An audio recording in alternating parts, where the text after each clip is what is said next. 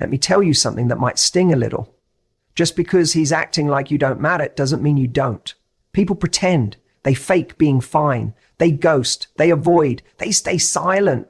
Not because they've moved on, but because they don't know how to deal with what they feel. And guess what? If you're still in his head, he's not as done as he pretends to be.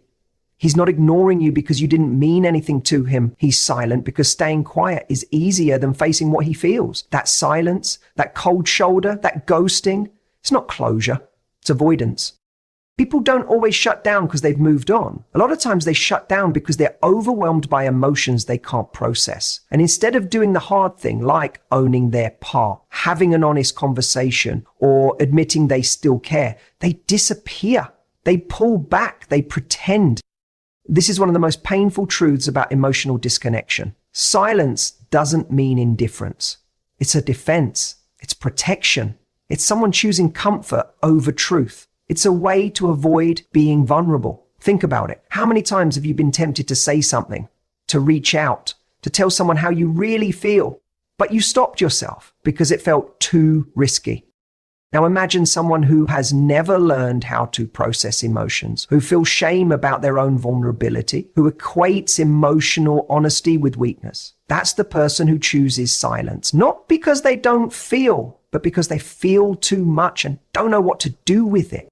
And then here's where it messes with your head, because you're sitting there replaying everything, wondering why it suddenly went cold. You start asking yourself if you imagine the whole connection. You question your worth. You wonder if you said too much, did too much, cared too much. But what if I told you the silence isn't about you at all? What if I told you it's about him and his inability to deal with real emotion? Any two moments, this is the part people don't talk about.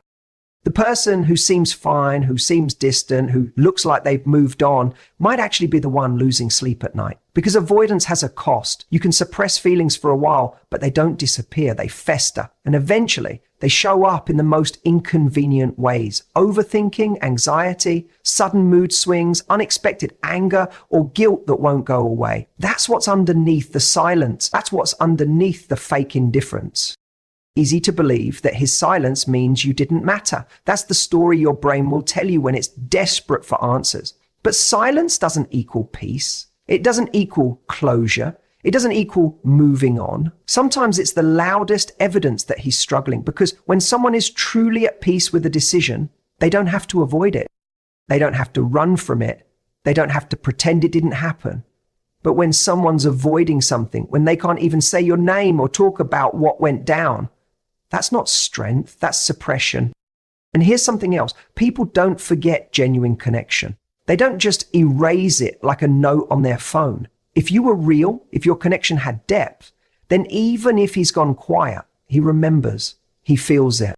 He's just choosing not to face it, maybe out of fear, maybe out of pride, maybe because he's never learned how to handle emotional conflict in a healthy way. But the silence isn't nothing. The silence is loaded. It's full of everything he's not saying, everything he doesn't know how to say, and everything he's hoping will just go away if he ignores it long enough. So when you hear nothing from him, don't assume that means nothing is happening inside him. Some of the loudest internal battles are fought in silence and pretending not to care. That's often just a mask, a very fragile one. Avoidance is often misunderstood. When someone shuts down or pulls away emotionally, the natural conclusion is to think they don't care. It looks like indifference. It feels like rejection. But what's really happening under the surface isn't as simple as detachment. It's often emotional overload. He's not avoiding you because you mean nothing. He's avoiding what he feels when he thinks about you. That's a big difference. And understanding that can shift the entire way you interpret his behavior. When a person is emotionally overwhelmed, their brain goes into a kind of shutdown mode. For some, it's fight or flight, and flight becomes the preferred option. They distance themselves. They go quiet. They distract themselves with work, other people, mindless entertainment, anything to keep from sitting still long enough to feel what's really going on inside. So when he avoids you, when he acts like you're invisible, that's not always a sign of emotional freedom. Sometimes it's a sign of emotional paralysis. He can't confront it, so he escapes it. Avoidance gives the illusion of control. It allows someone to delay dealing with truth. He might even convince himself that by not talking about you, not seeing you, not acknowledging the pain, he's moving on. But avoiding something doesn't resolve it, it buries it. And buried emotions don't die, they wait. They show up in triggers, in dreams, in random memories that pop up when you least expect them. They show up in songs, in places, in people who remind him of what he's pretending not to miss. That's the thing with avoidance. It doesn't heal, it hides. And hiding doesn't work forever. Here's something most people won't admit. Avoiding someone you once cared about takes effort. It requires discipline.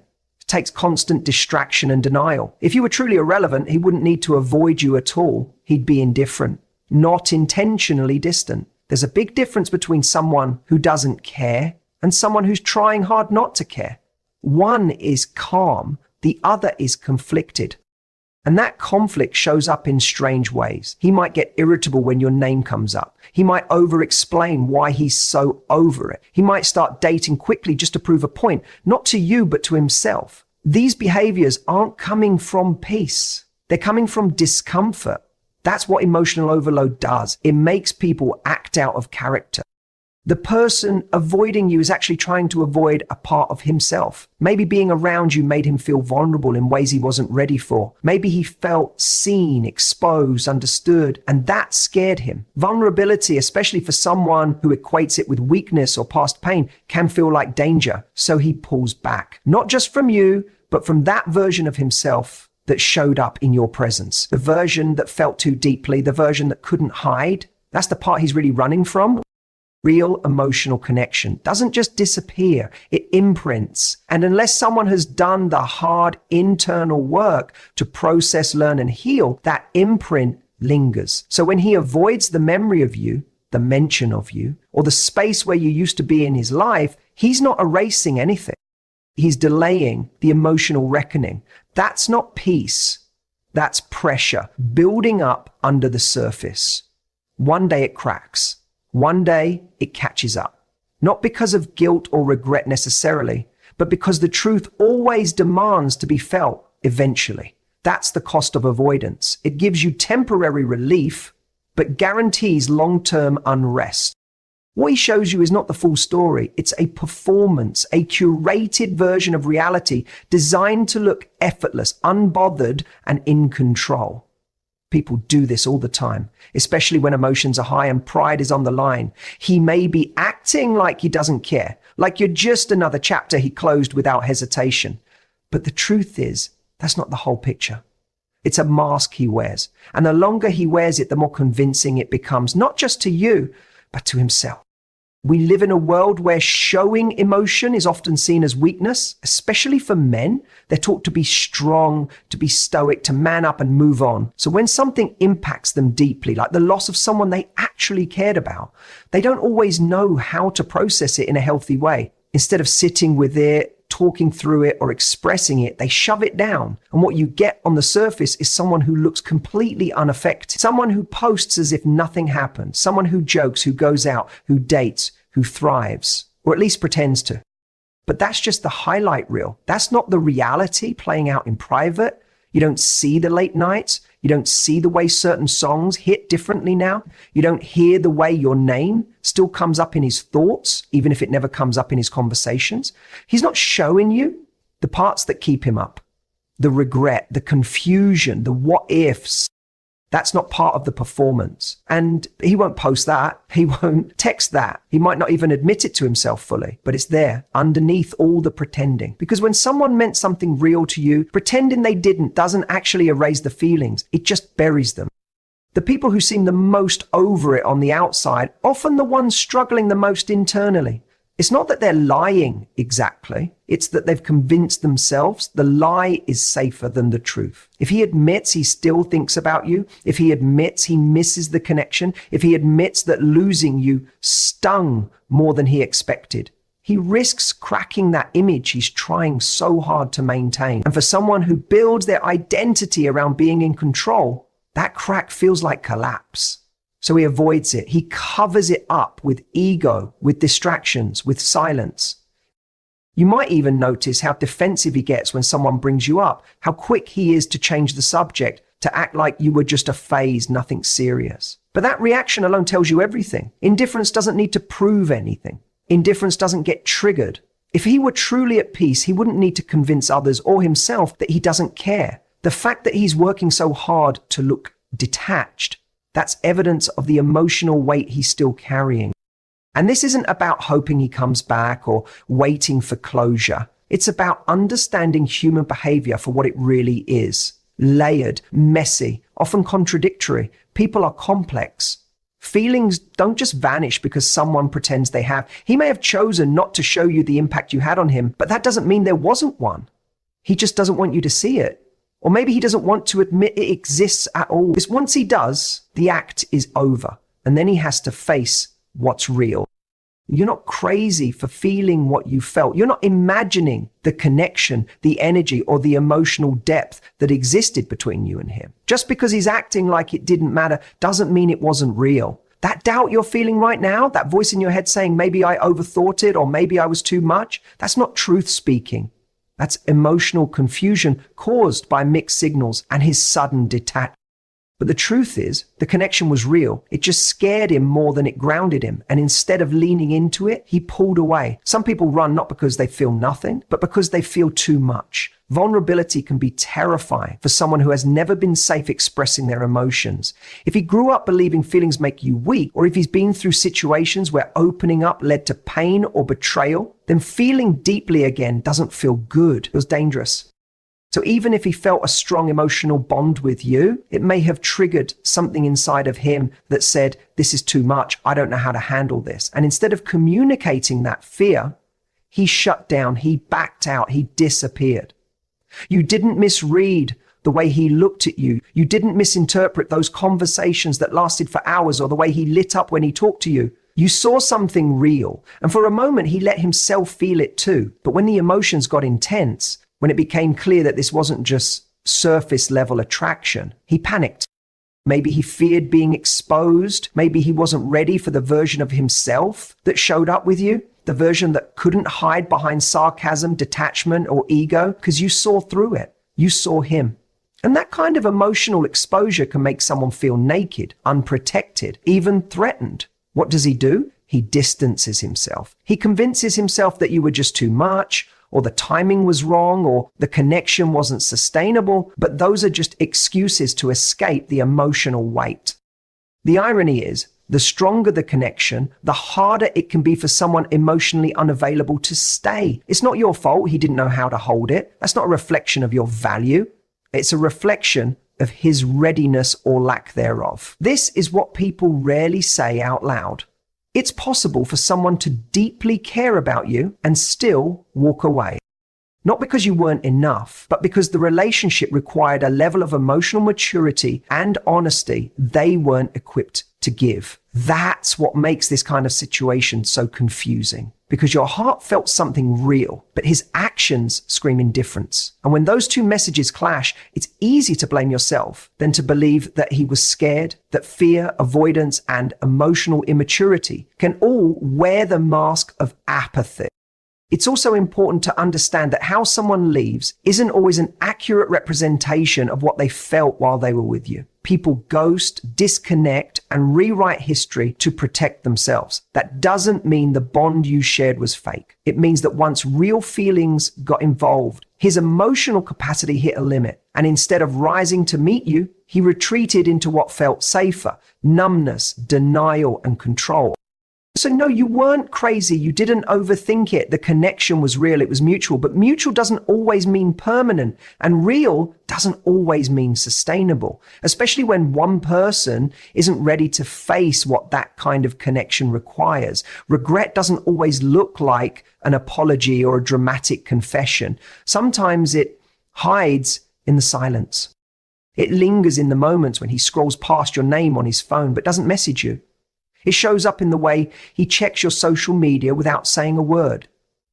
Regret can be subtle, quiet, and buried under layers of ego. And sometimes it doesn't surface until long after the damage is done. People don't always realize what they've lost when they walk away. Some lessons take time. And for someone like him, someone who didn't have the emotional tools to handle what you brought into his life, that realization doesn't happen overnight. It builds slowly. He probably felt relief at first, a sense of escape, no pressure to confront his feelings, no more emotional responsibility, no more mirrors showing him who he could be if he let himself grow. But that relief is temporary because something inside of him knows, even if he won't say it out loud, that he didn't walk away from chaos. He walked away from someone who genuinely cared, someone who saw him, someone who challenged him. And even if he's surrounded by people now, even if he's acting like he's moved on, there's a part of him that remembers.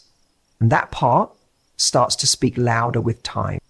Regret often begins in the quiet moments, not in the chaos of the breakup, but in the stillness that follows, when life slows down, when distractions fade, when he lies awake at night and realizes that the peace he thought he'd find in your absence is actually emptier than he imagined, because connection, real connection, doesn't just go away, it leaves fingerprints. And if you were real, if your love was grounded in truth, kindness, and vulnerability, then it's going to echo inside of him, whether he admits it or not. But the hardest part about all of this is that you won't always see the regret. He might never reach out. He might never say, I was wrong. But just because someone doesn't say it doesn't mean they're not feeling it. Pride is a powerful barrier. It keeps people stuck in patterns they don't even like. He might think reaching out would make him look weak, or he might believe too much time has passed. So instead, he carries that regret quietly. He wears it under the surface. It shows up in his hesitation, his distractions, his inability to form a deep connection with anyone else. There's a difference between missing someone and realizing you mishandled them. Regret lives in that second category. It's not just about longing for what was, it's about seeing, often too late, that you were given something meaningful and didn't know how to hold it. That realization hurts in a different way because once it hits, he can't undo it. He can't go back to the version of himself who didn't know what he was losing. And that kind of awareness creates a quiet torment, the kind that follows him no matter how much he tries to forget. Regret teaches in ways that nothing else can. It has a way of humbling people. It reveals the parts of themselves they tried to hide. And for someone like him, someone who thought he had all the time in the world to figure it out, the weight of that realization can be heavy. It may not change his behavior immediately. It might not bring him back into your life, but it will change something inside of him authentically. Because when someone truly sees the value of what they lost, even if they never say it, they feel it. And once they feel it, they can't unfilter it. That's the cost of real regret. The hardest part about walking away isn't leaving someone physically, but leaving them emotionally. When someone chooses to disconnect or break up, they're often not just walking away from a person. They're walking away from their own vulnerability, their own fears, and their own emotional baggage that they're unwilling or unable to confront. It's not necessarily that they don't care, they do, but they're so wrapped up in their own internal struggles, doubts, and unresolved issues that the idea of facing the real depth of connection becomes overwhelming. So they disconnect, they build walls, they retreat. For someone who isn't ready to open up, who doesn't know how to handle deep emotions, the act of walking away feels like self-preservation. It's easier to go cold, to shut things down, to avoid, rather than face what's uncomfortable. This isn't just about avoiding you. It's about avoiding the emotional responsibility that comes with truly connecting with another person. And the person who walks away, who distances themselves without truly processing or acknowledging their own feelings, isn't always doing it because they don't care. It's because they can't handle how much they care. One of the most painful truths is that sometimes people leave because they're not equipped to deal with the vulnerability of a real emotionally intense relationship. They don't know how to let someone in. They don't know how to share their true self. Maybe they've been hurt before. And maybe they've been let down, or maybe they've never had the tools to truly understand their own emotions. The result is a defense mechanism that feels like avoidance, but in reality, it's a cry for help. It's a sign that they don't know how to manage their own emotional chaos. It's easier to turn off the emotions, to shut them down and pretend they don't matter, than it is to face them.